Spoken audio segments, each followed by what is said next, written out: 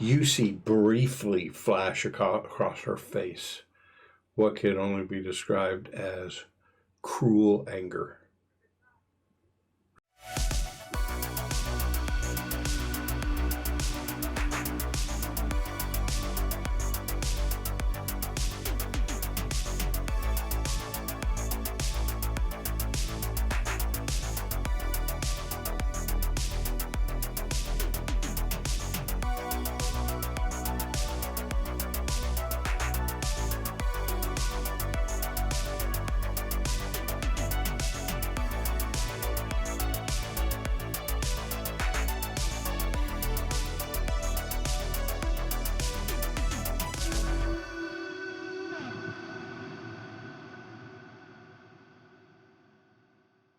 Hey everybody, welcome to our Percentile Vice. Thanks for joining us. I'm Steve. You can find me on Twitter at RickStevensPI, and I will be the Rad GM today. I am joined by... Hi, I'm Emily, and I'm going to be playing FOXTAIL, Cass Peters. I'm Max McCready. I'm a driver, and I'm a winner. That's freaking beautiful. We are playing Street Wolves, the Jumpstart from Table Cat Games. If you caught our stream on Monday, we did a wonderful interview with Vincent from Table Cat Games. Learned a lot about Street Wolves, and now we're going to dive in to the Jumpstart adventure. I'm looking forward to it. Yeah. So... Street Wolves are secret operatives fighting shadows in a team called a pack. They stalk the Wolfpack. They stalk the neon-lit, rain-slick streets, uncovering corruption and hidden evils. Street Wolves solve the problems that law enforcement is helpless to stop. The pack operates outside the law with a limited support system. Operatives come from many backgrounds with different reasons for fighting. Some do it simply for desire for justice. Others are criminals who would otherwise be rotting in prison if they hadn't worked out a deal to gain their freedom. And some have a personal vendetta against shared enemies. Right. The Cabal of Shadows, I know, Bad dudes. is the most dangerous enemy of the Street Wolves. They have spread through institutions of the USA like cancer. Though their ultimate goals are unknown, they hold sway with street gangs, mafia, drug cartels, and a host of other criminal syndicates. Local law enforcement is ineffective against them. The Cabal of Shadows has many of the police in their pocket, never mind the politicians and judges they also influence. The only hope against them is the Street Wolves. You are those Street Wolves. Yes. You're in Miami. It's about 10 o'clock at night. You've been in Miami since about 10 o'clock this morning. You experienced the bright sunlit day of Miami and the white and pastel buildings and the well-dressed and sometimes skimpily clad denizens of Miami. And as the night fell, the vapor that hangs over the city, almost like a Northern Lights kind of thing, but with pastel colors, started to shine. The neon of the city is lit up again, but instead of the pastels of a sunlit day, now it's the bright neon of Miami nightlife. You're sitting in the White Rabbit, just a little run-of-the-mill jive bar. It's got a pool table, cheap drinks, small crowd in there that look like just a bunch of regulars. You're sitting at a table in the corner off to yourselves a little bit. Why don't you tell us a little about who you are. I'm Max McCready. They call me GRIDRUNNER on these streets. Spent most of my life behind the wheel, using my skills to transport, well, let's say less savory denizens of the city. Now I'm trying to fight on the side of good. Saw some things that got me shook up a little bit. Knew I had to get out before getting out got me. Wow. It's intense. I think I have a man crush. A man crush on McCready. Okay. GRIDRUNNER. Code name GRIDRUNNER. GRIDRUNNER. Now, how about FOXTAIL? So, I was once a CIA agent. Got into some bad stuff with my partner. They let me take the fall for something they did, and it was something you don't get out of. So I ran. I took off, left my life, left everything behind. You ran so far away. I was in the whole thing. But that was a great 80s song reference. Take a Benny. I'm known for being... Well, I'm known for getting what I want, especially from men. They rarely tell me no. But when it comes down to it, when the chips are down, I'm the one you want in your corner. I'm going to come in and I'm going to do what's right and take care of you. I hate to see anyone suffer. And I'm going to make sure that I use all of my skills to help those in need. So, you two were given the mission of getting to Miami by your handler in the Street Wolves. Handler whose code name is 0 Point. You arrived at about 10 a.m. this morning, and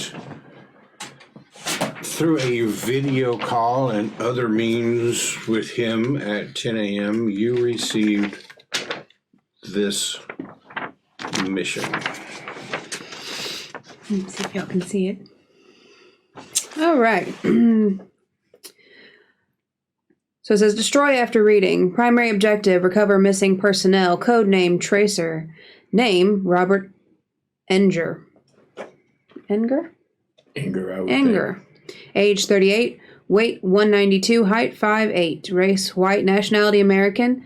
Identifying characteristics, tattoo of a snake running down spine. Green beret skull tattoo on left bicep. Family, his brother Ernest and Enger is estranged. Location, El Paso, Texas.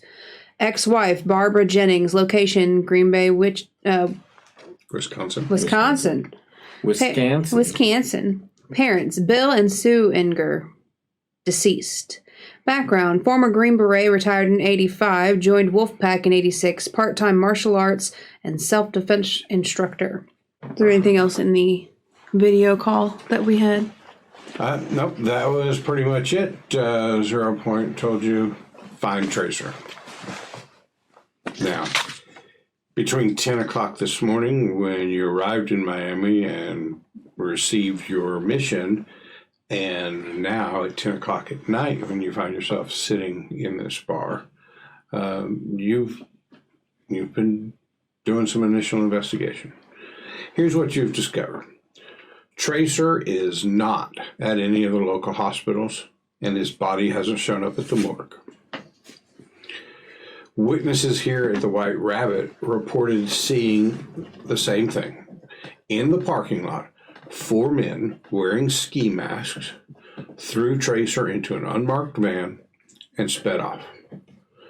Nobody at the bar knew him. He came in that evening, drank a couple of rum and cokes, paid his tab, left, and that's when he was abducted. His rental car, a 1984 Plymouth Reliant. Nice. K car. Dude, I once had a Plymouth Reliant. Is parked in the lot but contains no useful information inside. Some light inquiries with the police indicate that they're basically writing it off as yet another drug-related crime in the city, and they're stretched much too thin to dig any deeper. dark bar, pool table, the sounds of balls clacking, drunks being poured and drinks being obnoxious. Small crowd in here. They all seem to be well known to each other and the bartender.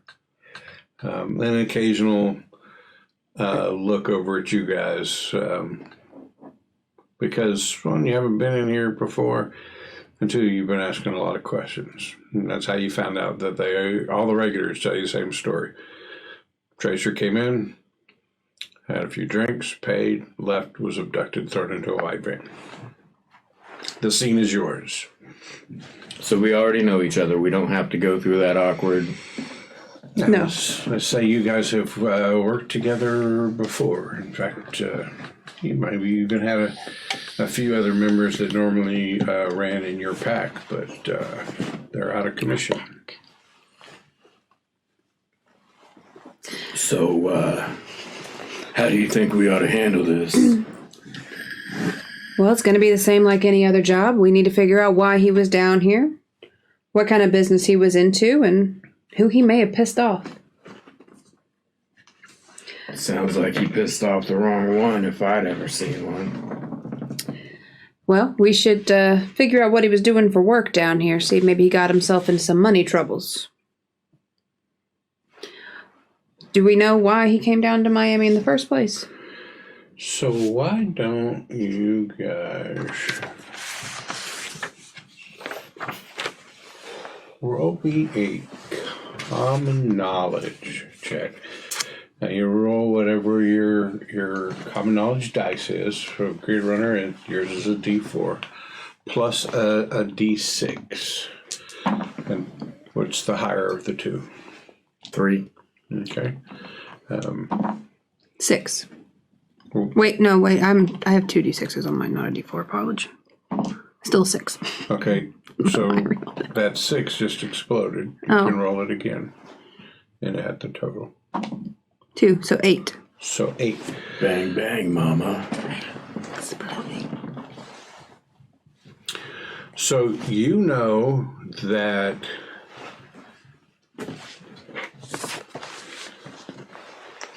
Tracer, though you'd never worked with him, kind of rumors scuttlebutt through the Street Wolves is that he was part of a mission that came down to Miami back in the April time frame, and that mission went all kind of sideways.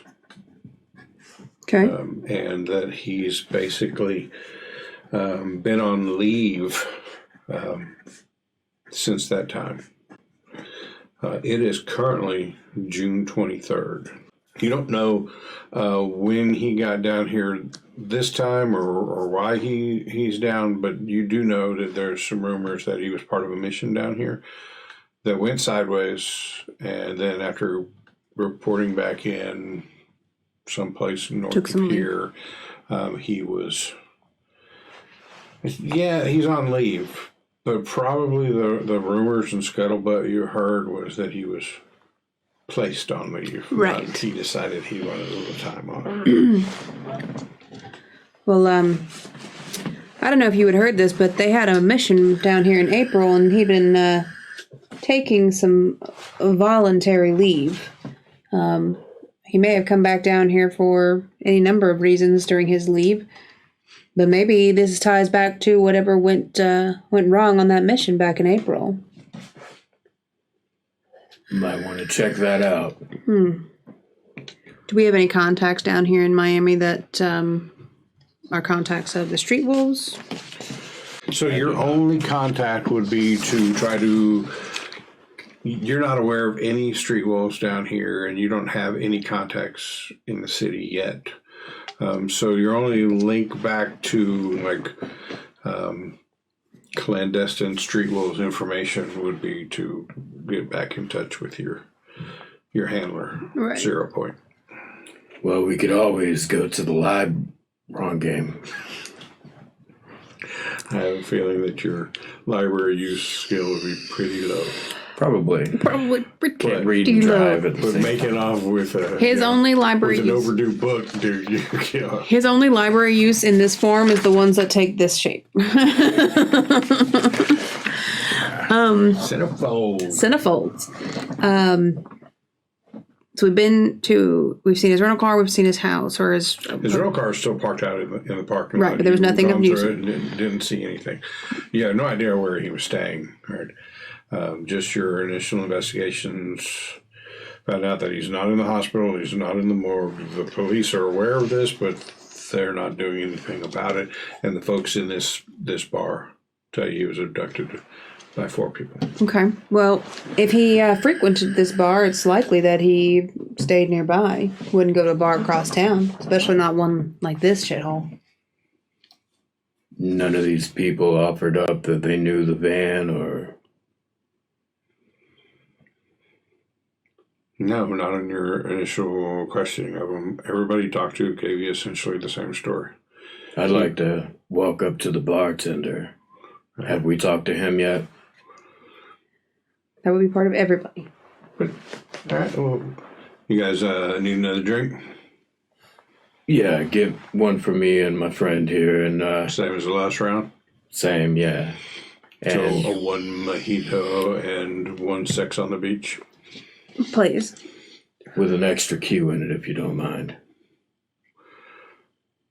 Oh, fucking no. Sure, buddy. Anywho, Mosquito? You want a mosquito instead of mojito? I know you said you didn't know anything earlier, but we have a little word that a little bird told us that maybe a white van was seen that our friend got into that wouldn't happen to jog any memories. White van, 4 guys riding around. Pretty nondescript van. He's got his towel. He's wiping down the bar after putting your drinks up there. Your basic abductor van. White, no windows. Seen it in all the movies. So, yeah. I'll tell you what, make a notice roll. That is a D6, so I'm rolling 2D6. I got 1 4 and 1 5. All right, so you'll take the 5, and most every skill check you make, unless there's something else going on, the target number is 4. So that's a success. Something about him tells you that maybe he knows a little bit more and he's just keeping it to the basics. While he's turning around and pouring the drinks, I'm going to lean over to Foxtail. Real cool like, hey, I think old Towboy there knows a little something. You want to turn up the heat on him a little bit? It's my favorite thing. And my least favorite. I know, he's not going to like this. All right, so, he turns back around, he's put the towel up, and now he's like moving some bar glass around, probably slinging glasses from the wash sink to the rinse sink to the, what's the third one? It's the Sanitize. The sanitizing sink, and then throw them on a thing, and he looks up, and now you're standing there. Done with those drinks already? No, not quite. I didn't catch your name earlier. It's Elmo. It's nice to meet you, Elmo. You can call me Foxtail. Does he have fiery red hair? Well, let's say he does. What the hell? Foxtail. Well, that's quite a name. It is. Might say it tickles me. So tell me, Elmo, my friend Tracer, he been staying anywhere nearby? Okay, so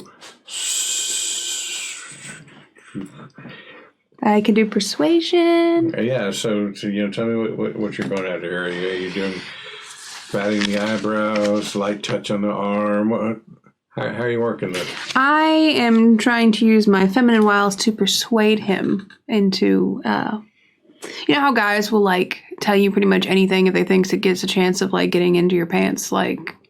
I wasn't aware of that. No, it is a thing. It's a thing. I am trying to persuade him into telling me things under the disguise of that I might be interested in a little late night entertainment. Right, so before I have you do that persuasion roll, tell me, you've got an edge called attractive and charismatic. I do. Do either of those, are those going to affect this roll? They are. So the attractive, I add a +1 to performance and persuasion rolls. Nice. And charismatic, I get a free reroll on persuasion rolls.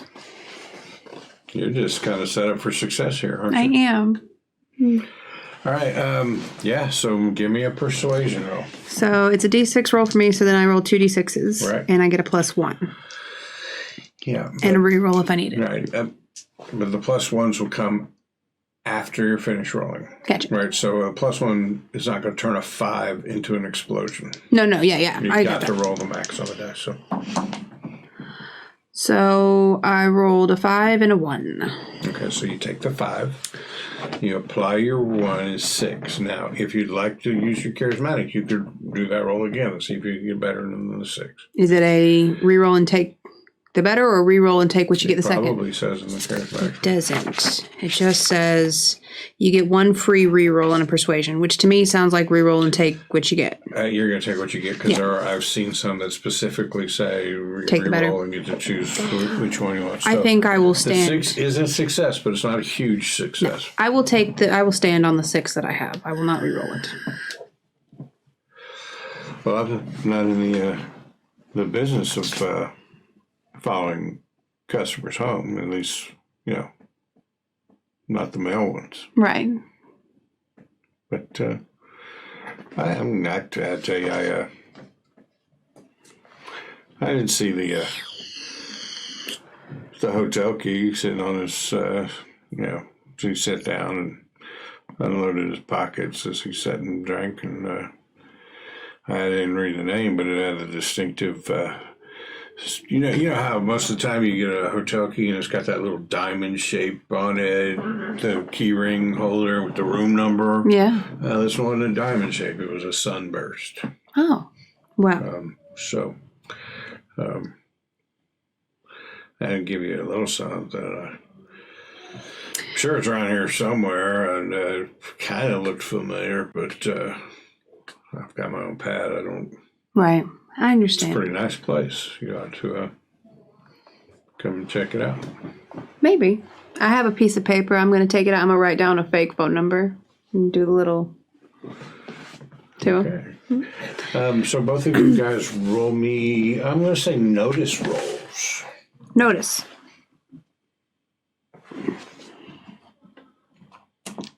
Okay. I'm assuming that you've either heard this Gridrunner or you're going to tell him about this. Okay. I rolled a 4 and a 6, so I had an explosion. Okay, then you roll the 6 again. A 5, so a total of 9. 11. Or 11. You added to the 6. Sorry. I'm still learning. It's only the 3rd time rolling. You're still learning math? Yes. No, I thought I was adding it to the 4. Oh. I got 2 3s. Okay. So the driver saw nothing, but while you guys were going around town and you decided to come here back to the place where he was abducted, you recall passing by a hotel with a big neon sign out front, and the edges of the round sign were blasted out like a sunburst pattern, and it was the Sunrise Hotel? The Sunset Inn. That's good. Set in. I didn't quite get there. Well, we saw that inn on the way here, the sunset, sunrise, something inn, just a couple streets down. Maybe we get a room for the night, see if we can't figure out where he was staying. I didn't see it. Had nothing to do with my sunglasses, though. I wear my sunglasses at night, so I can. Does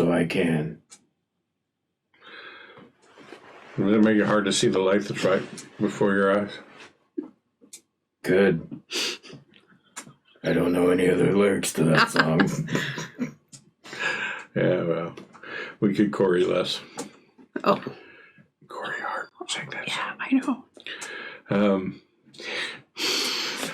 So, you guys are sitting there, you're talking about it, you just put two and two together. The bartender, impressed by your feminine wiles, recalls that there was a key fob on his hotel key. You put two and two together to the Sunset Inn, which was maybe a couple blocks from here, right? Yeah. Reaffirming your earlier supposition that, if he was going to hang out and drink at a bar, he's probably going to do it near his hotel. Right. Especially a seedy bar like this, right? If you were going to go out to a bar, you go nicer. Checked out some of the nightclubs that Miami is famous for. So while you guys are talking about this, there's a flash of neon light in the otherwise pretty dark bar. Now there's some neon in here, but it's mostly like Budweiser signs over the pool table and things like that. But the front door has opened, and neon lights from neighboring businesses and even some of the glow from the vapor over the city just washes into the bar as the door opens and closes.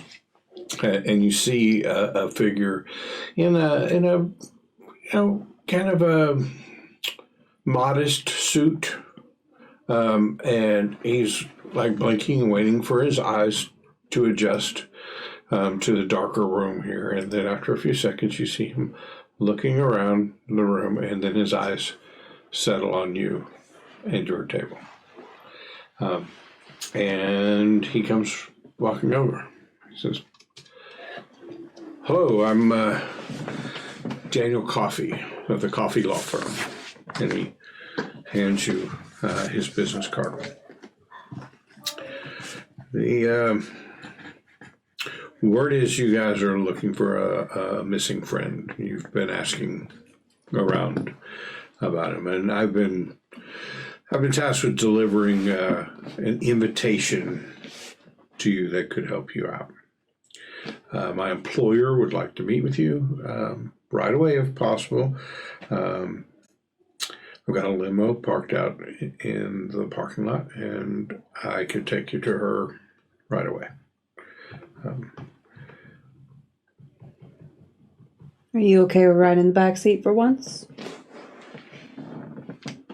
No. Nobody drives GRIDRUNNER. I'll follow behind. Would that be amicable to you, Mr. Coffey? Well, I wasn't told you couldn't do that. My employer was interested in making sure that you were very comfortable in your ride. That's why she sent the limo. But I guess so. Well, then we'll follow you. He's very fond of his cigars, so we'll just take our car. But yes, we're happy to go now. So you arrived in this town at 10 o'clock this morning, and you're in conversation with 0 Point. He arranged a rental car for you and gave you modest expenses for the trip. What kind of rental car are you driving, GRIDRUNNER? I feel like I should have prepared that. Well, considering we can't have anything copyrighted, or maybe we could. I don't know. Might get in trouble in Britain. Just like, I mean, it's common terms, like a Trans I Am. drive a Toyota, and I dare you to say anything about me saying it on a street. A Remorian. A Remorian. Remorian. Wow. So You know when you take it into the swim on the shop. land? When you take it into the shop for a brake fixing, they call it a rim job. Oh my god. Oh my god. Okay. Oh, we should have had an AMC. A Remorian. So when you got to the rental car counter this morning, the rental car that had been arranged for you was like the year's 87, by the way, and it was like a 1981 Ford Pinto. Pinto. Well, at least we know if we get cold, it might catch on fire. Right. So that was totally unacceptable for the grid runner. So you either bribed or paid an upcharge to get to the Remorian. Which one did you do?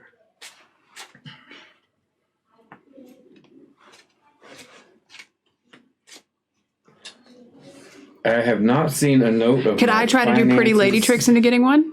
Let's retcon this, sure. That I pretty ladied my way into,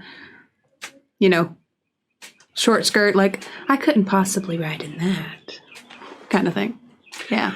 All right, so the normal upcharge for the Remorian would have been like $100 deposit there that day, and then of course a larger daily fee. Mm-hmm. But that would have been, at the time of return. But you were able to. Sweet talk. Now give me a persuasion roll. I'll just give this shit to you. The thought of you driving around in what I drove around in 1984 sounds really cool. All right, I rolled a 2 and a 1, so I'm going to use my 1 re-roll that I get on persuasions. Kick in the current. A 6. Man. Does that explode? Mm-hmm. And on a re-roll, does it count? Yeah. Yeah, so a 6 plus a 1, 7. And then plus 1 for plus 1, attractive. 8. Right. Mm-hmm. So that is a success and a raise. Because it was a 4. Right. Got it. So 8 is 1 raise, 12 would be 2 raises, and it's just higher levels of success. Right. So, he's like, he couldn't like completely cook the books on this, but if you just gave him $25, then he'd let y'all have the Remorian.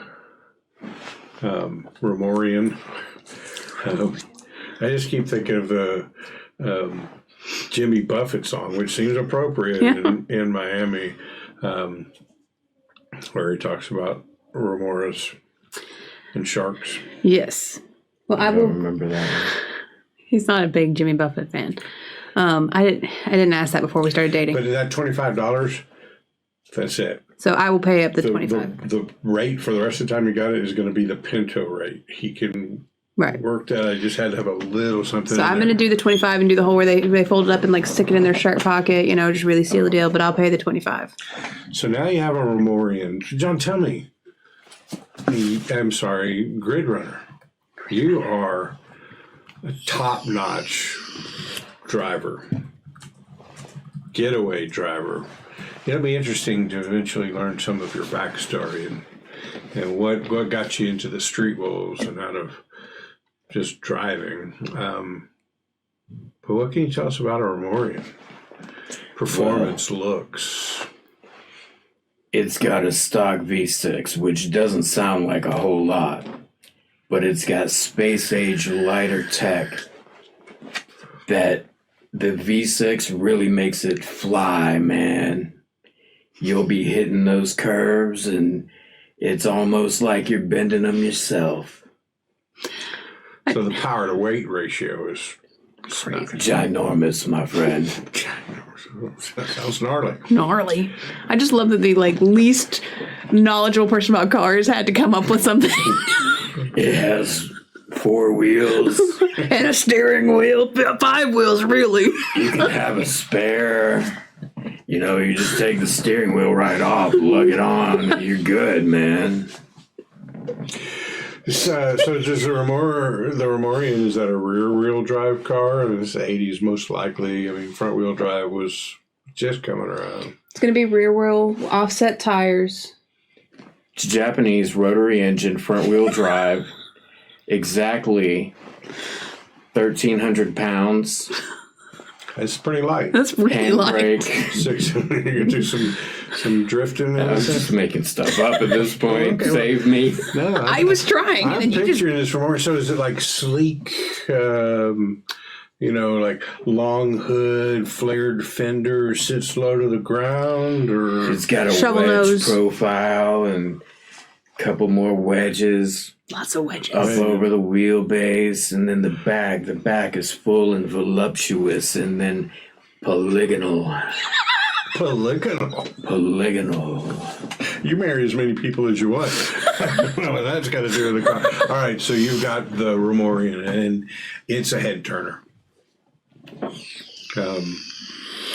So you get into the Remorian, and you're going to follow Daniel Coffey into the limousine. Yeah. Okay. So he holds the door open for you. You step in. The back of it is pretty spacious. The window between the back of the limo and the driver is down about 4 inches. You take a seat at the rear of the passenger compartment. Daniel Coffey sits next to the window between the passenger compartment and the driver compartment, and he kind of leans over and whispers something to the driver, and then presses a button and the window rolls up. If you'd like to roll a notice roll, we'll determine, if you were able to catch what he whispered. That, or and I don't know how you feel about this in this game, but I'm also a linguist, so I have Yeah, English, Mandarin, Spanish, Russian, and Urdu. And I don't know if that helps at all. It doesn't seem to help. Okay. Just based on the whispering you heard, I'm pretty sure he's just speaking English, so Okay. nothing out of the wild. But, if you'd like to get an idea of what he said. Notice a D6. A 5. Okay. You heard him whisper to the driver, "Take us to Lady Domingo." Domingo. So you're in the back of the limousine. It starts to pull out very smooth and slow. It's probably a little irritating for you as a follow car, because this limo is making sure that the passengers aren't experiencing any of that, well, we just took off, or we just stopped. But he is like butter. He is driving this thing, so they're not noticing anything back there. You're wanting to squeal tires out of the parking lot. A real driver never squeals his tires unless he's drag racing.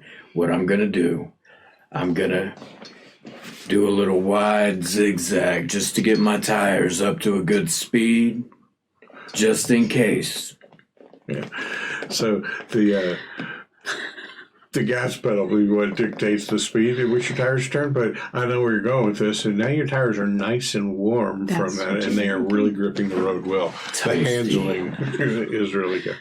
Inside, there's some lights, like subdued lighting around the area. You notice a car phone, Nice. kind of a big bag car phone. We should have traded characters. You could have been the sex bomb and I'd be the driver, so I could actually answer the questions about the car. Well, to be fair, to drive a car, you don't really have to know anything about it. You just have to know where the play button is on the stereo. Which, I have hit that play button and insert your favorite 80s tune here. That's what's playing. It's so loud. it's reverberating through the night. The mist is just vibrating off of the car. See, like, I keep thinking of songs that I would put in, but I am so bad, I don't know if they're from the 80s or not. That song, Whip It? Whip It is definitely. There we go. That's what I was thinking. Yeah. I don't know that it would be one this guy would be super into. Just whip my ponytail back and forth. I think he's more of a Depeche Mode kind of Depeche cat. Mode. All right. All right, so there's light music playing back here. You see the car phone. There are drinks, a small little bar. And he was like, Miss, would you care for something to drink? Oh, certainly. I noticed back at the bar you were drinking a mojito. I can mix one of those up for you. That would be lovely. Thank you. All right, so he begins concocting a mojito just for you, and Can I watch him make my drink very carefully? absolutely, rum, lime, I'm just worried about like roofies, like and whatever else goes. things go in mojitos. Mint, I think. I don't know. I've never had It's mojitos. he's not pouring the drink near as heavy as the bartender in the whatever the hell that place was called, the Dirty Bunny or something. Something like that. But yeah, so he gives you his drink, and do you have much experience with missing person work? It all sounds so exciting and glamorous. Few things are exciting and glamorous as they seem. I have some, but not much. Used to be in the military. I mean, obviously you're an attractive woman. I'm not coming on to you in any way. You hold yourself as a person who knows what to do in situations. Yes, I do have some military training. A couple years in the service, nothing too extensive. Okay. Been doing this long? Sitting in a limo? No, only a few minutes. Finding yourself in positions that you're searching for missing persons. I find myself in positions often, but missing persons not often. He turns away slightly. There may have been a bit of a blush rush across his cheek when you mentioned being in various positions. Welcome to the stream where I make my father uncomfortable. So, every NPC gets to flirt with me. so you guys are going through the streets of Miami, right? You're in a more of a rundown area where the bar and the motel we're at, and as you're traveling, you're getting into more and more well-lit streets. There's more neon, and you're getting into better neighborhoods, getting into like the downtown. There's skyscrapers on your right and great ocean view off to your left as you're traveling through. And Daniel Coffey just continues to make small talk with you, but you can tell he's trying to find out about you. Mr. Coffey, I did have a question for you. What kind of law do you practice? Mostly general practice, but with emphasis on business law. Oh, certainly. Have you been in business long? I've been practicing law for 13 years. Oh, you hardly seem old enough for that. Well, yeah, I'm right there at the average age of a person who's been practicing law 13 years. Graduated high school at 18, 4 years of college makes 22, 3 years of law school makes 25, 13 years after that I'm 38. Wow. Should have been a mathematician. So Business law. Business law. Certainly. There's some adding involved in business well. I assume. So do you work only here in Miami, or do you do some outside work? All of my clients are either from Miami or outside clients who need work done in Miami. Occasionally, one of my Miami clients might need something done that requires me to go to Tallahassee, the state capital, or whatever. But for the most part, it's here. So what qualifies you to like investigating missing persons? Just caring about a friend, that's all. Just trying to find him, Do most of your clients, seem so wealthy? This is quite a nice limo. Driver is very well trained. My employer for this particular case is quite wealthy. And who is that employer, might I ask? It is Maria Lupito Domingo, but most of us just refer to her as Lady Domingo. Oh. And she's in business, and you represent her business? I represent her on well, really anything that she asks me for. She's a standing client of mine. No, she seems very, you seem very loyal to her, being, here so late at night. It's not a standard business hour for most lawyers. Well, I'm loyal to all my clients, and some clients pay better. Well, I'll definitely be keeping your card in case I come up with any kind of legal trouble. You seem to have a good head on your shoulders, Mr. Coffee. Have we reached our destination? Yeah, if you've got all the questions you want out of them, then sure. Yes. I'll finish my mojito. So, Do mojitos come in like I think. the big stem glasses? We're not fancy enough for fancy drinks like that. I know what beer comes in. Stein. So for the rest of this ride with him, can you just tell me what you're doing in the limo? So I'm going to sip my drink. I'm going to look around and try to make note of anything odd in the limo. You know how some things perceived to be very wealthy, but when you take a closer look, the seats are stained or tore or, been patched over. Is it really as nice as it looks? Because that'll give me an indication of if she is really wealthy or if it's a front. Give me a tradecraft roll. Tradecraft. I have that. You do. And tradecraft is basically agenty stuff, spy stuff, right? Spy stuff. I got another 6. That explodes. I've had a lot of exploding today. Yeah, or you've been cheating. I had another 6. That's 12. Roll it again. And a 2, so 14. 14.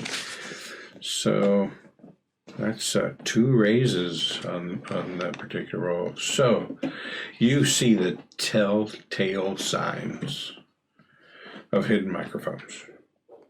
What tipped you off first was that the dome light in the room, it seemed to not be sitting flush as it should with the ceiling. Maybe just one side of it was cocked off a little bit. Maybe you noticed that the door panel was just slightly misaligned. Right. And as soon as you track that, you're eventually able to see that there's a little wire poking out here or there, and you realize this limousine is bugged. And you feel like you could have done a hell of a lot better job at bugging it. Yeah. The not getting the dome light back flush or aligning the door panel. Well, Cool. or not. I just want you to know I feel incredibly badass now. I found the bugs in the car and I feel amazing. Well, with the freaking 2 explosions on those dices. Those dice. Day. Yes. So then I'll probably be more tight-lipped with any other conversation. Okay. I'm not going to let Mr. Coffee know that you spotted the bugs or anything like No, I feel like that kind of information is more valuable to myself. that. All right, so roll me a notice roll. And I'm just going to try to figure out how soon in the car ride you were able to determine. I rolled a 4. Okay. So within a couple blocks of being in there, while he was making you a drink or whatever, you did a quick scan of things. So you've known from the beginning. So you're seemingly innocent but evasive answers that you give him all tracks well with that. You know, it's like, I'm just looking for a friend. I'm not a professional missing persons. Couple years in the military, not too many. Not a CIA. GRIDRUNNER, as you're going through the streets, you know, you can't tell what's going on. The windows are very, very tinted.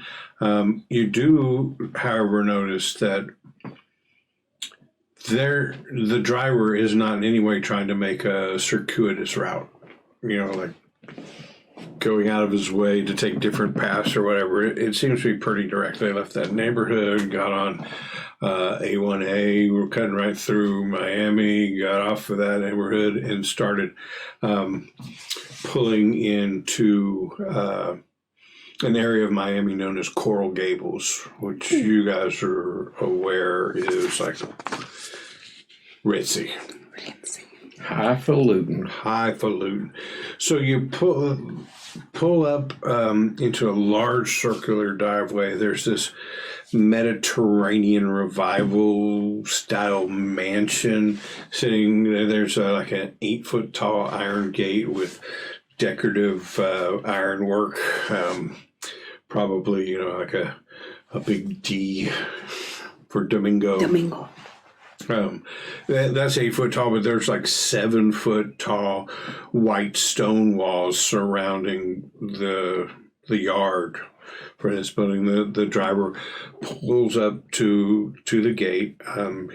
Doesn't roll down his window or anything, but both of you see, you know, one of those little call boxes right off to the side that somebody could buzz and say, "Hey, I'm here with, you know, delivery," or whatever. He doesn't do any of that. He stops, and about 2 or 3 seconds later, the gates start to open, and he pulls up.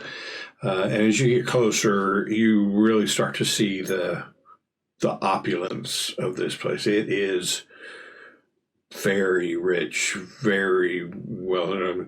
Like the driveway is lined with tall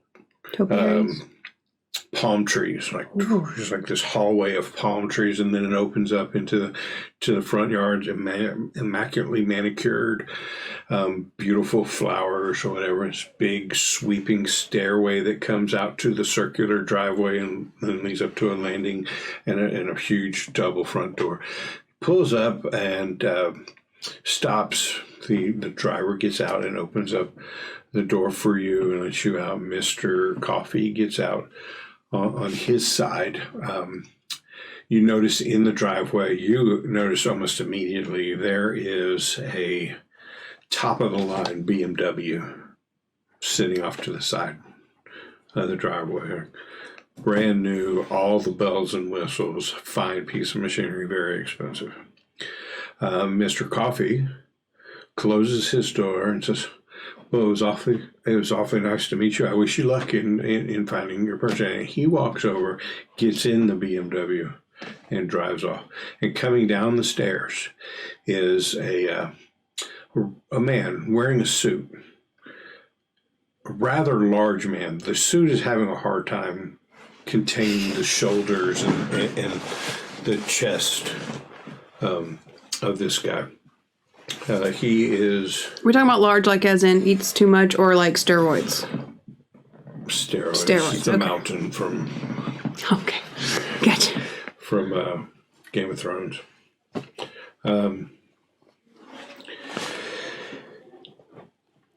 Yeah, so he comes walking down and comes to greet you, says very little. He just looks at you.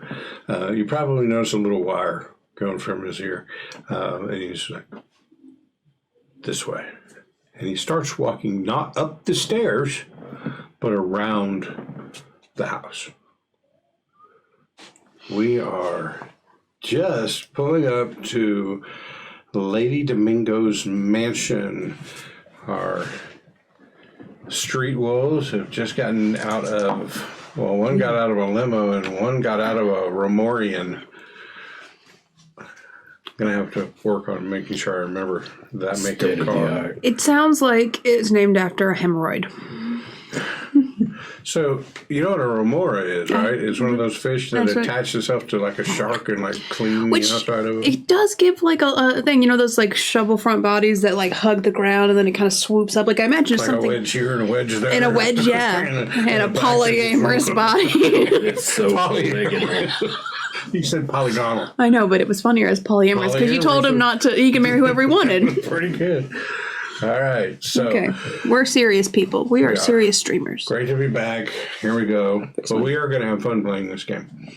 I am, anyway, and you guys can pretend like you're I have a full-on side ponytail. The 80s do is on point. You must have researched. I did. I don't know, like, people, if you see right next to my character, that's the person I'm playing right there. And I, like, got the red jacket and everything. Couldn't do the hair right, though. Cosplay. I tried. On point. Take an extra Benny. So you each started the game with 3 bennies. You got a Benny just now for the cosplay. John, you got an extra Benny for the wonderful characterization of GRIDRUNNER. And the only thing missing from your jacket is a little label over here that says members only. I should make him a members only jacket. It's leather. It is leather.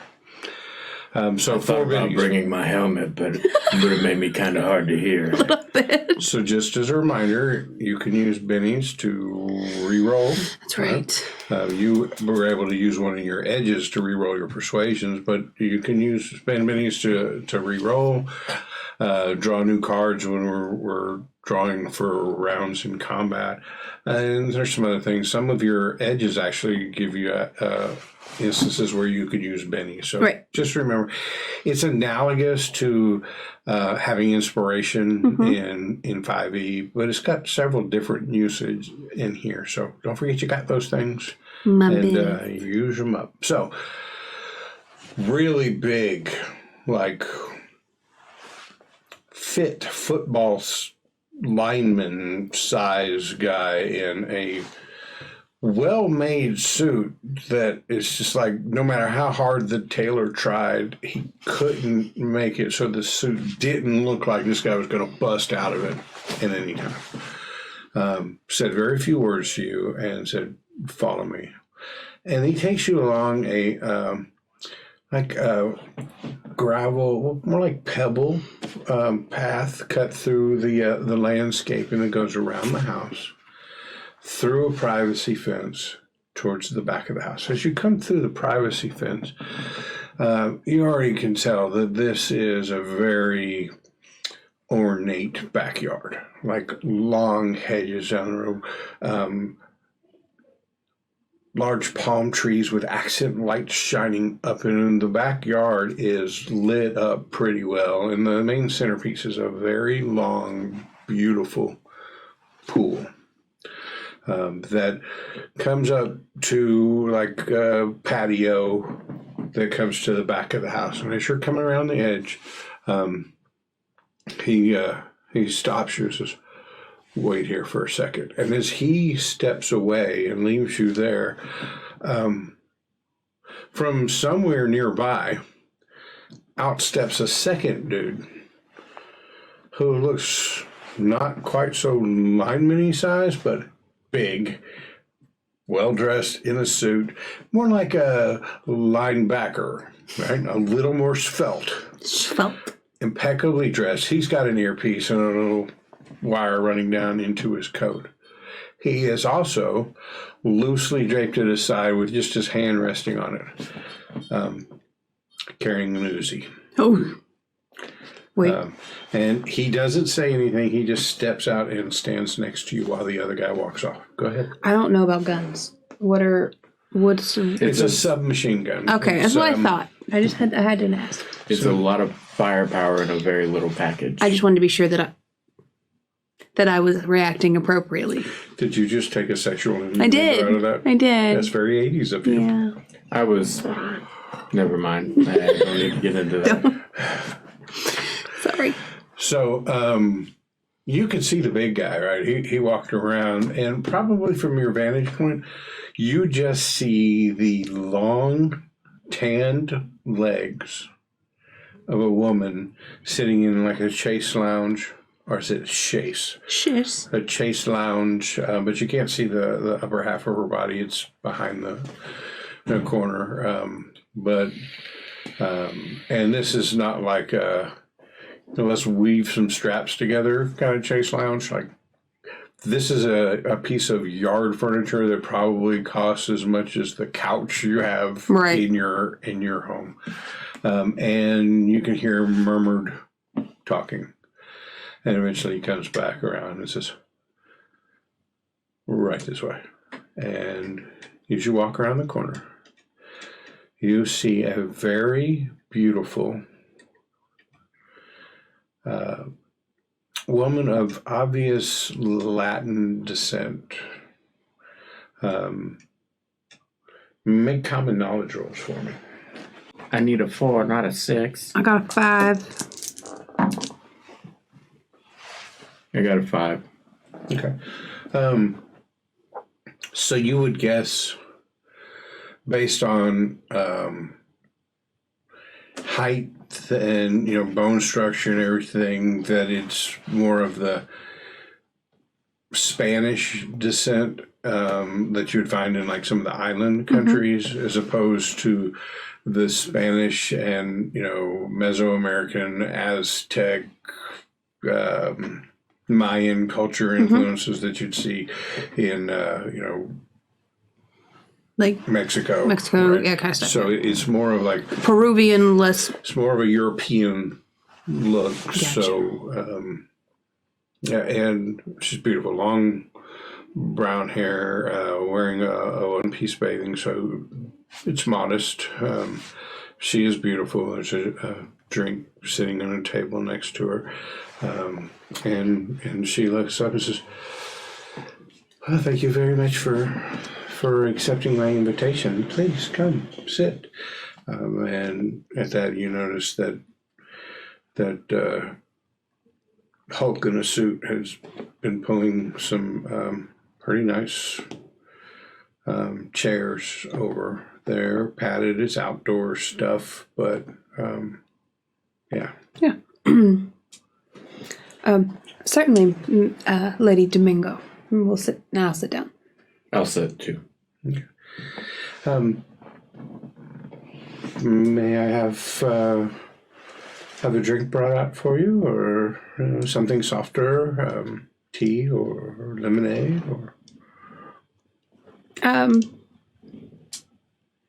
fine with just water, actually. Okay. Had quite a few cocktails tonight. I'll have what the ladies having. Okay. So, Rupert, have Anastasia bring out some water. And he walks off. Doesn't appear at least bit miffed that he just got sent on a little errand. Like, he's whatever you want, right? Kind of guy. So she says, "Well, I hear you're looking for a friend, a missing person. I'm sorry. I am Maria Domingo, and you are Cass. Cass. It's very nice to meet you, Cass. Max McCready. Mr. McCready. Quite the driver, as I understand it. They don't call me GRIDRUNNER for nothing. I think I'll stick to Mr. McCready if that's okay with you. But your driving skills and reputation really precedes you. And Cass, quite adept at using your charm, shall we say, and at getting what you need, but not without other skills. I'm sure, as you would be well aware, as ladies have to have our charms and wiles, yes. Both of y'all make notice rolls. Notice. A 4.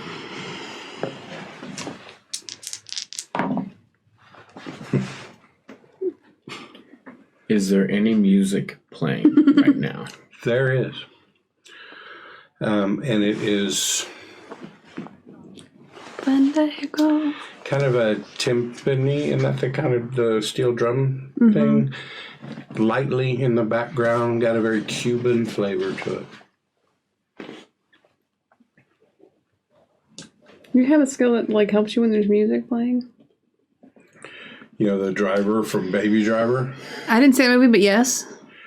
So he's always wearing these headphones whenever he's got to do something. He like clicks on these songs that really rock. He has essentially an edge that is like that. That's cool. So it helps, but on sound-based notice checks, it actually takes them down by 2. So Because you're distracted by, man, that music's fucking amazing.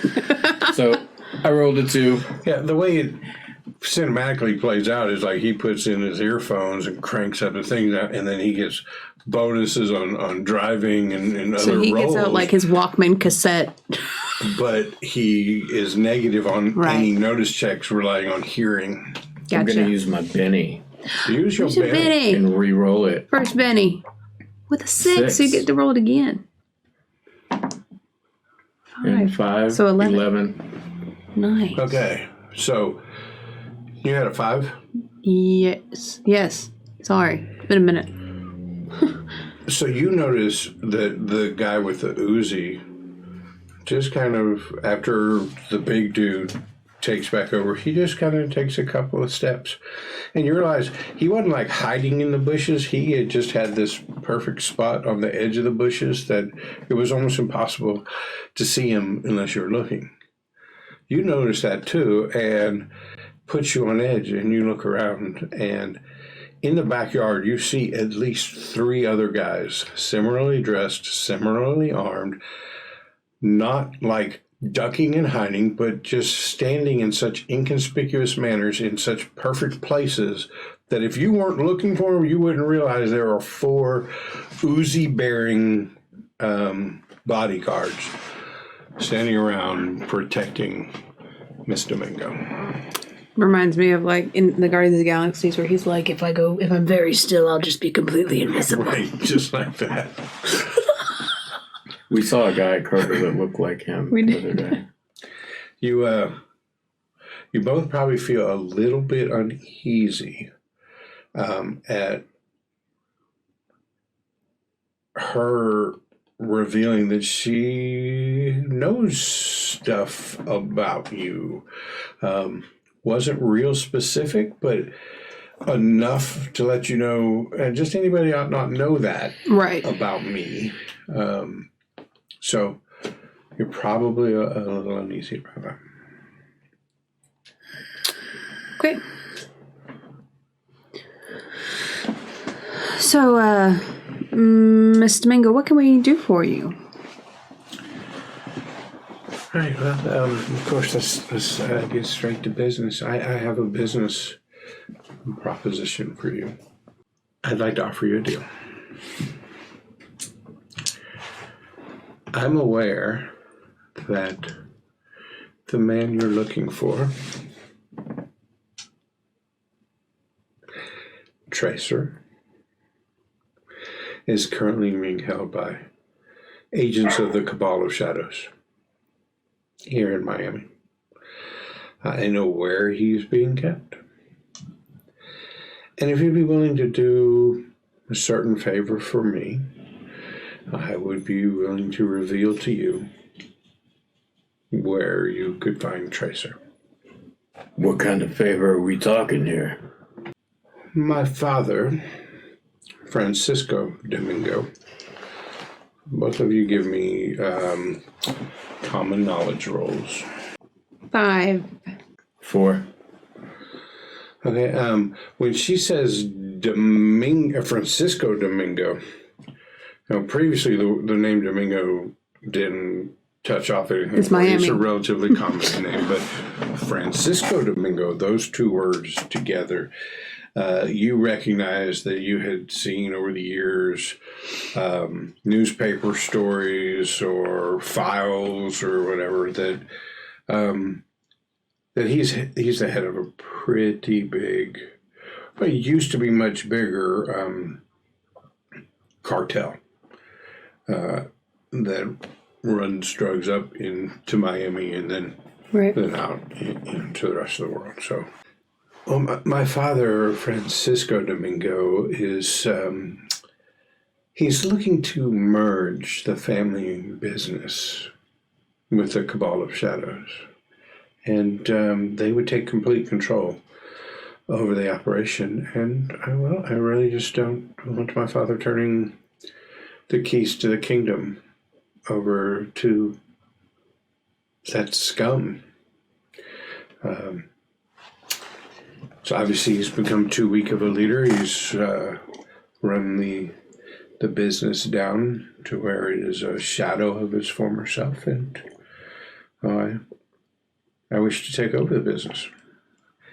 If he's allowed to merge with the Cabal of Shadows, merge is a polite term for basically he'd be selling it to them, and then he'd probably just disappear somewhere to live a good life, leaving those of us who've put so much into the family business at the mercy of the Cabal of Shadows. And I really just can't let that happen. I have some agents, friends, lieutenants, if you will, throughout our organization that are loyal to me, but still working close to or directly for my father. And they were the ones that told me that he had captured a street agent by the name of Tracer. And according to my sources, they also informed him that he would probably be followed. Somebody would come looking for him by the name of Street Wolves. They've given me this information along with the location, so I have something you want, and I think I'm starting to make it pretty clear what I want. I need my father retired. And if you will see to his retirement for me, then I will disclose the location of Tracer for you. Well, anytime, I'd be more than happy to drive him to a lawyer that can handle his 401k. But I don't know much about financials myself. I'm just a driver. Well, I appreciate your levity. Humor is hard to find in times like this.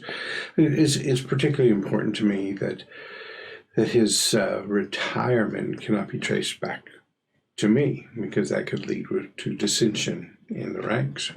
However, it seemed to come at the insistence of other entities, then the organization would likely rally around me, and I would be able to rescue the family business and then, bring it back to the glory that it once knew. My father is meeting with the Cabal of Shadows tomorrow evening at 10:30 at his private box at local Highlight Stadium.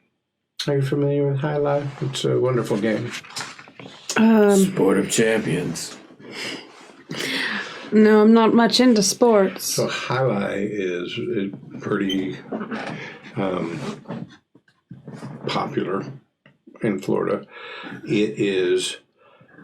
It's a game with like the stadium has like 3 walls. They have these big, huge scoop things that are similar to like lacrosse, but they're big, long scoops, and they allow them to sling a ball at incredible speeds.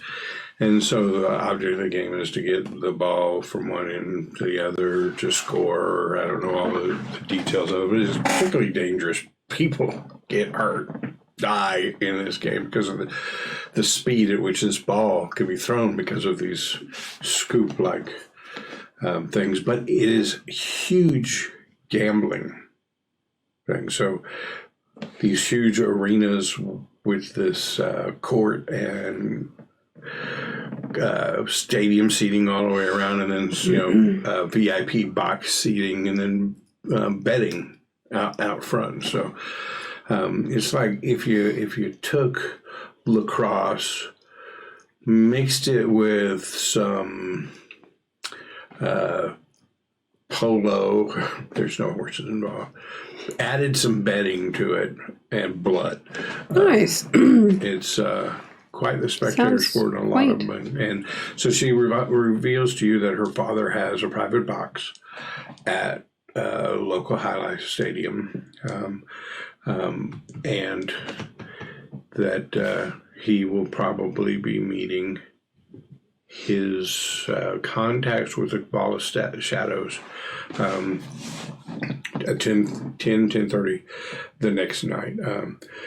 So highlight is a sport of Basque origin. Basque is a region in Spain, right?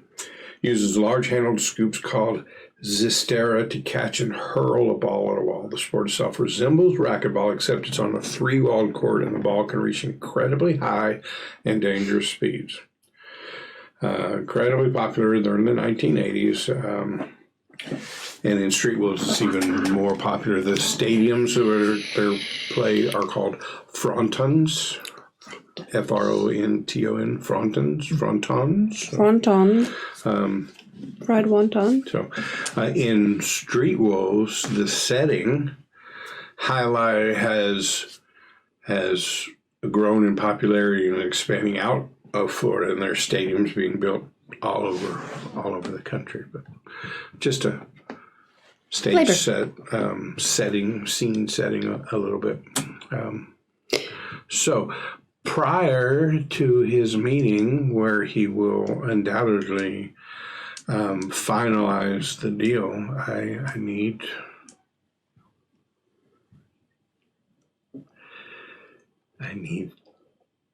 him gone. So, is there a deal to be made?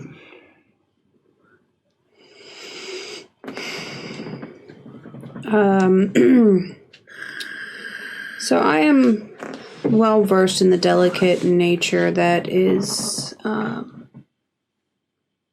speaking.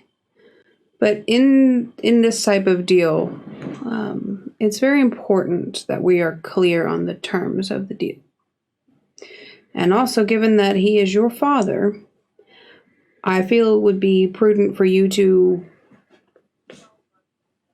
explain or be clear as to how far you're willing for us to take his retirement. At that point, you hear a small child yelling, "Mommy, Mommy, Mommy," and up runs this precious little 4-year-old in like a white sundress, holding a piece of paper, and she comes in. "Look, Mommy, look at the dinosaur I drew." And this woman, who's all business and could be inferred to be talking about some pretty nefarious things just a minute ago, like a light switch, turns to the most doting mother that you've ever seen. It's a beautiful picture. Jennifer, one of those names. Let's say Jennifer. It's a beautiful picture, and we could put this on the refrigerator and tell me what this dinosaurs do. All of her attention is right there, and Jennifer is just eating it up. And after a couple of minutes of this, and during this time, at no point does Lady Domingo look up and making, like an apologetic gesture or anything. It's like you don't even don't even exist. But after a couple minutes, a slightly frazzled-looking woman in her early 20s comes out, and she's speaking Spanish. You know Spanish. I do. So basically, you know that she is saying things like, Jennifer, we shouldn't be bothering Mommy. Come back. Like bedtime. Come back with me. And so she gathers up the little girl, and then she starts profusely apologizing to Lady Domingo. I'm so sorry, ma'am. She got away from me. I was busy picking up the toys, and then I turned around and very apologetic, and Lady Domingo just smiles and replies that, you know, it's fine. You guys were just out here having a casual chat. So the nanny kind of rounds up Jennifer and takes her off, and then Lady Domingo turns her head back to you, and again the switch flips from doting mother to businesswoman. Well, I guess the most expeditious and final measure would be permanent retirement. So, do I notice that the gentlemen that have taken us around, do any of them look like they're of Latin or Spanish origin? They all seem to be like American. Like, what's the chances of, like, her being the only person out here right now that speaks Spanish? Miami in the 80s. That's fair. Yeah, so several of the guards look like they could be of Hispanic descent. Lady Domingo is obviously of Hispanic descent. If you had to place it, you'd probably say Cuba. The nanny. I don't think all the guards are. I don't think it's like a... xenophobic. Only Cubans can be my guards. There are some Caucasian. There's probably African American, but they have one thing in common. They're big as shit. Big as shit. Where are you feeding these guys? So I guess that's two things in common. Right. And well, three things in common. Practically the same dude. Right. You can't even tell them apart. These guys all look the same to me. Lucy color. So I'm going to say to her in Spanish, basically, I need to know if you're telling us you want him taken care of or if you want him retired. Because if we come back with a body instead of a 401k, that's going to make a difference in your life, and I need to know where the line is for you. Well, she strokes her beard. Her beard. That's what I do when I'm thinking. Well, I appreciate your candor and your bluntness. If my father continues, if he makes it to that meeting and lives long enough to go to that meeting, the family business will come crushing down, and I can't have that. So Understood. we're talking a final solution here. Understood. I just didn't want words to be minced when things become so permanent. We can go back to speaking English for his sake. Can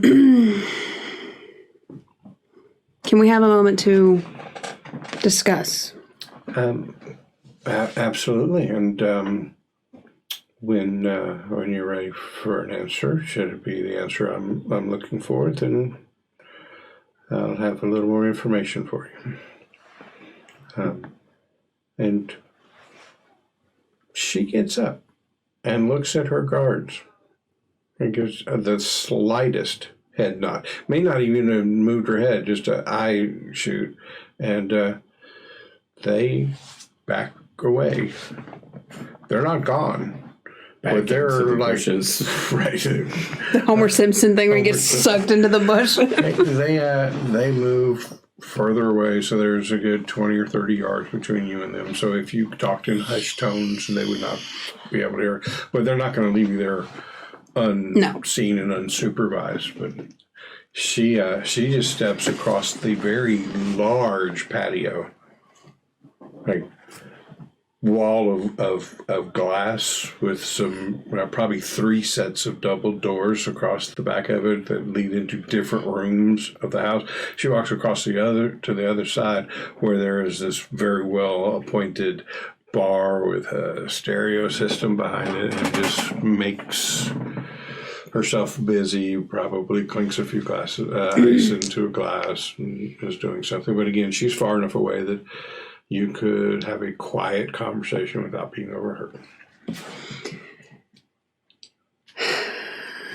Well, Mac, I don't know that we have the option to say no. Doesn't look like she's giving us a whole lot of choice here. I mean, we're both pretty good with firearm, but I don't think that we'd make our way out of this thing. I don't think we have a choice but to hedge our bets and hope that we can do something with her father, because we certainly won't leave this backyard in one piece. Just from what we know of cartel business. She's not going to tell us all that business and let us just waltz out.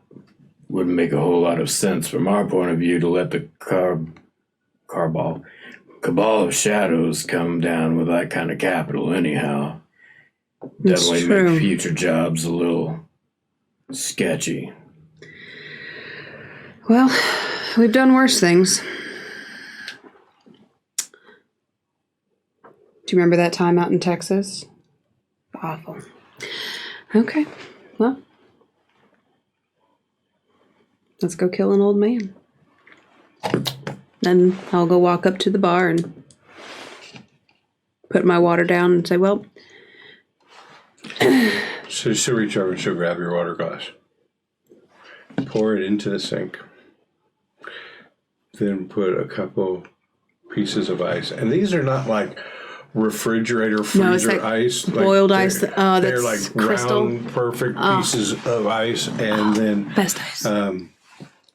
She looks at you and says, well, I don't know what your drink of choice is, but I know that you've been enjoying mojitos since you joined us in Miami. And so she quickly mixes you up a mojito and says, business deals should be sealed and with a toast and a drink. And water just won't do it, will it? Nope, not tonight. Your friend like something? Do you have anything a little harder? He's a little sensitive about his masculinity. I understand. She pulls out a shot glass. Relatively tall shot glass, like 3 fingers. And throws some tequila in it, and it's a bottle and a brand you've never heard of before or seen before. But based on everything else, there's nothing Probably but top shelf. Nothing but top shelf at her bar, and she pours that and sets it out there. Now, as far as the scene goes, Jackson, GRIDRUNNER seems to still be chilling, hanging out over by the little furniture setup. So, you gonna wave him over or take him his drink? Or? I'm gonna kind of hold up his drink and kind of do the little... I'll walk over. The way you beckon like drunk girls at a party. So, I'm going to make an assumption that you're going to take me up on my offer. To family businesses. To business, then. Jesus. So she takes a dainty sip of her drink. Not sure what it is, but it's got a little orange juice in it. Maybe it's a tequila sunrise. I don't know, but it's a little fruitier than what you're drinking. She puts it down and says, okay. Father's VIP box is at the South Shores Casino. Their meeting tomorrow night is at 10:30 p.m. And things need to be taken care of at or before that meeting so that the final transfer doesn't happen. My attorney, Mr. Coffey, informs me that for that to happen, there are probably some papers that the Cabal would have my father sign, and then he would probably be given quite a sum of cash. So those papers cannot be signed.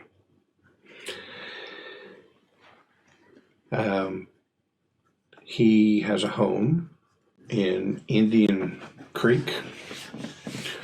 Since you knew about Coral Gables, you know that Indian Creek makes Coral Gables look like the suburbs. It is an island right off of Miami.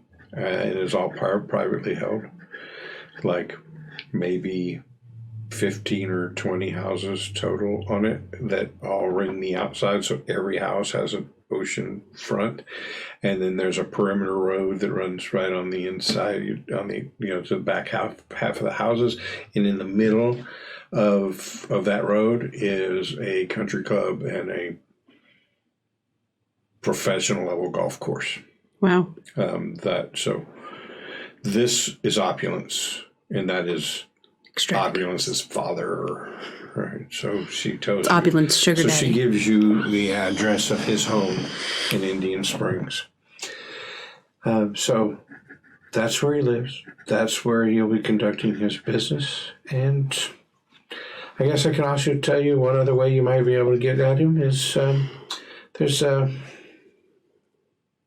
there's just not a better word for it. Floozy he's been seeing. Ever since Mother died, Father has kept himself entertained, shall we say. And you might be able to use her to get at him. Her name is Kimberly Tiffany. I'm not sure that's her real name or if it's a stage name. She's a singer, I hear, but... oh, yeah, the girl on the records. Yeah, Kimberly Tiffany. I understand she's just starting out, but trying to buy her way to fame and fortune and using my father's money to do it. And, well, in my book, then she's spending my money to gain her fortune, so I really don't care what happens to her, but she might be a way that you could get at my father. So,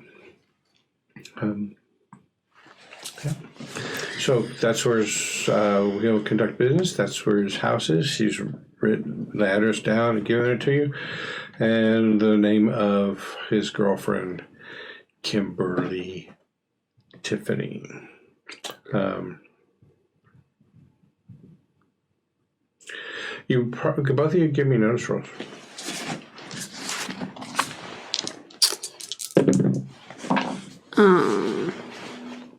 I'm going to use a Benny because I rolled really bad. Do I get to reroll both or just one? Both. You reroll the whole thing with a Benny. A 5. Okay. So you both noticed that you're not sure when it happened. You didn't see him moving. They didn't draw attention to themselves, but you kind of look up after putting your glass down, and all the bodyguards have reassumed positions within close proximity to her, where they had backed off a little bit. It's a little unnerving that when did that guy get there at the corner, or when did that guy start standing by that little potted plant? Right. But they had moved in during the last bit of your conversation. So here's my pager number. I'll need you to let me know when it's done, and then I will arrange time to give you, and a way to give you the information that you need. That's my pager number. It accepts textual messages as well. So, the phone lines. It's not our first rodeo. Right. So if you'll just say, I don't know, let's be quaint like the old movies. The goose has been cooked or something along those lines. But it's important that if you speak to me on the phone or use my pager, that we keep things discreet. Certainly. So as soon as I get word from you that the deed is done, I'll be needing some proof from you, of course. And it's only fair then that I present proof to you as well. And So she reaches down and pulls something off of the counter behind the bar where she's standing, and she puts in front of you a Polaroid picture. And in the Polaroid picture, you see a man whose face looks just like the face that was presented to you on the mission summary. However, this face is bruised, bloodied, tied up in a chair, and slumped in that chair. Just so you know that my father does in fact have Tracer, to prove to you that at least at the time of this picture he was still alive. How about notice rolls?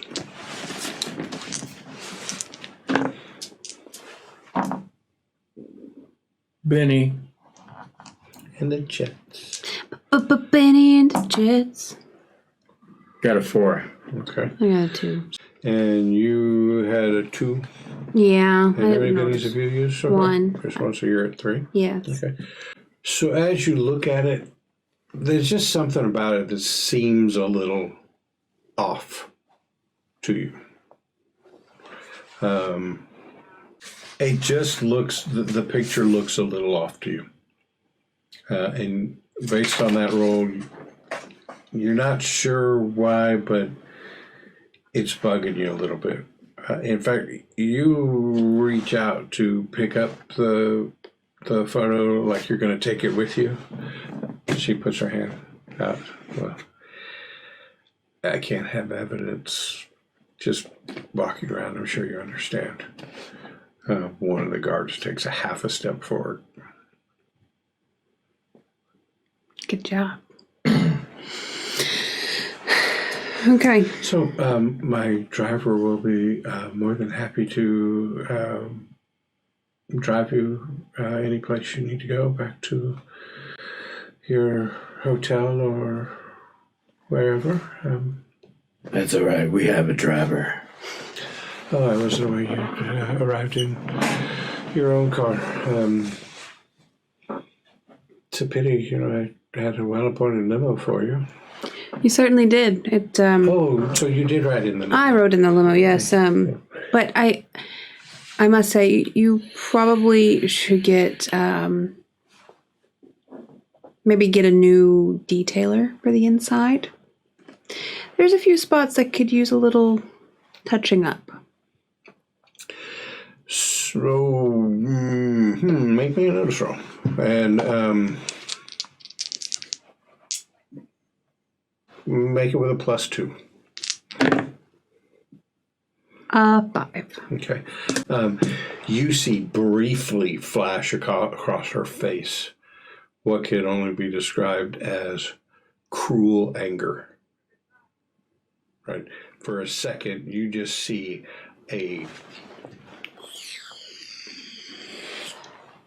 that look you sometimes see on TV, like when a spousal abuser, Like they're about to flip their shit on you. right? But they don't. But then there's other people around, right? And so they wash it away real quick, and Yeah. But for that 1 second, he shot that look. You see that look like somebody. She's not happy with somebody, and payment for that unhappiness might not be pleasant. But it's a split second that it crosses her face. Well, then I'll have Alphonse show you out, and the one guard who had taken a half a step forward walks forward, doesn't put his hands on you, grab your elbow. He just stands there and I'm going to down my mojito very quickly. motions the way that you guys came. Have a good evening. Yes, I look forward to your call and doing business with you. So he walks you around to the front. It is probably getting on towards midnight. That kid should have been in bed. Should have been. The back yard is still lit up. You probably catch out of the corner of your eye her returning to her Chase Lounge, like she's gonna enjoy the evening. It's warm. Balmy. but there's a nice breeze coming off the ocean. It feels pretty good out here as compared to the way it felt in the daytime, and she's enjoying it. You walk around to the front, the limo is still parked there. Your Romorian is parked behind it and off to the side a little bit. The lights that flood the front of the house are still on and just as bright. As you get into the Romorian and drive off, you come around the circle driveway and towards the gate, and probably 20 yards before you get to the gate, they start opening inwards towards you. And you're able to drive off and out of there and into the neon lit streets of Miami, the vapor glow in the sky, these weird nebula-like clouds of pinks and greens are really flashing right now. And it occurs to you to wonder for probably the 1,000th time in your life, where did that come from? Why is the world like that? You know that only some cities are vapor cities, and they have that. And you're not often in one. You always knew what it was, but seeing it up this close in person, now you're in the dead of the night, and it is just vibrant. Right. The way it's going. And as you drive back towards the only area of town you really know too much about, the neon lights are sparkling in the city. The city is wide awake, at least the part that you're in now. Nightlife, you hear Caribbean music coming from certain places. You hear more techno stuff coming out of other places, and as you drive on into darker parts of the town where there's not as much money for the neon, and you get closer to the bar that you came up with off to the side, you see with the neon blinking a little bit on one half of it, the circular starburst pattern of a sign that says the Sunset Inn. You pull in. That's where we'll stop for the night. Thanks everybody for joining us. We're playing through the Two of Hearts adventure in the Street Wolves Jumpstart. Just got into it. Our Street Wolves have an interesting dilemma on their hands. A dilemmian. Do they kill a drug cartel overlord in order to get information from them to secure their missing street wolf? How does the conscience play into all of this? Do they even have one left anymore after all these years? No. We'll start back up next Thursday night right here where we left off to see where this investigation goes and see if they can get their hands on Tracer and figure out what all is going on. I'm Steve. I've been your rad GM for the night. And you can find me on Twitter at Rick Stevens PI. Joined by... I'm Emily, and I've been Foxtail. I'm feeling very sassy with my side ponytail. Looking good. I'm John, and I've been Max McCready, Gridrunner. I feel like whenever he says his name in any campaign, he's got to have like a hand thing that goes with it. It's like Jackson Morris, Max McCready. You know what I do in real life, though? What do you do in real life? My name is John. Good night, y'all. And there's always a point where we should have ended the stream. Should have ended it before we let him talk. Thanks, everybody, for joining us. We'll see you Monday for our talk episode, and next Thursday, picking back up on Street Wolves. Bye, everybody. Bye.